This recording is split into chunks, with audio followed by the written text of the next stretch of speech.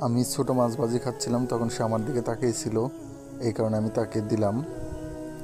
সে সংকোচে খাওয়া শুরু করলো। আসলেই এদেরকে খাবার দিন, এরা অসহায়।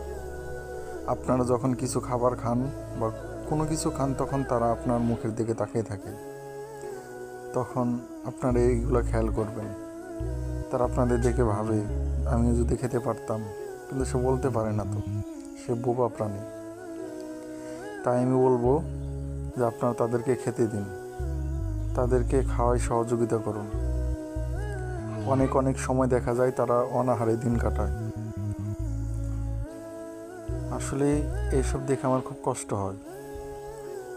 হয়তোবা আমি যদি তাদের মতো হতাম একদিন, আমারও হয়তো এরকম কষ্ট হইতো। তো ধন্যবাদ সকলকে, এদের সবাই খেয়াল রাখবেন। ধন্যবাদ।